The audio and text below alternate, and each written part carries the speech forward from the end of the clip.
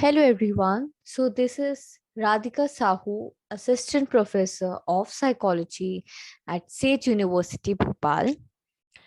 So today's topic of discussion is hysteria. So let's get into the lecture. Okay. The word hysteria originates from a Greek word for uterus. So basically, when you hear the word or when you listen to the word hysteria, you may have your own uh, type of perception about the word, okay, but there are many meanings to it. So the word itself is not an ancient one. The term hysterical suffocation means feeling of heat or inability to breathe. So usually in the ancient times in the Greek medicine, the word was associated with anything which is related to women.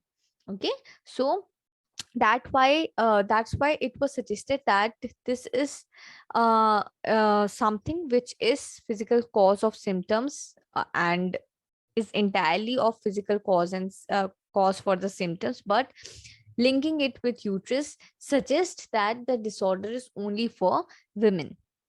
Hysteria is an extreme psychological conditions in which a person reacts out of proportion. So basically, the in hysteria we can say that as it has perceived throughout the generations and from the ancient times that women are the ones who have a thought to manifest itself. For example, they have uncontrollable emotions, so that's why the symptoms itself includes a variety of emotion, a variety of different criteria like anxiety, shortness of breath, fainting, insomnia, irritability, nervousness, as well as sexually forward behavior.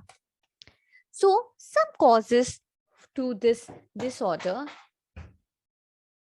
can be, we can be never precise in declaring the actual cause of becoming hysterical, but sometimes it can be a major role can be of upbringing, and another thing which can be play an important role can be an abuse in earlier life or stages, parents who scold, the environment, the trauma.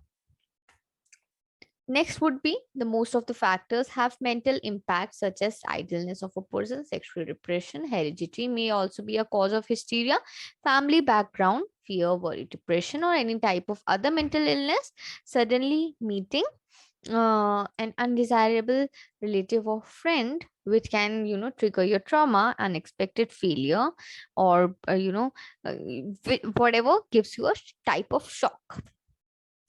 Signs and symptoms would be high level of emotion dependency, platonic friendship, intolerance, frustration. So basically, when during these people are the ones who experiences fits, and these fits are something which is compared or incorporated with hyper emotional state of a person.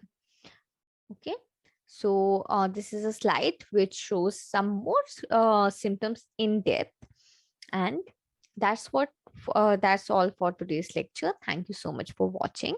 Comment down if you have any questions. Thank you.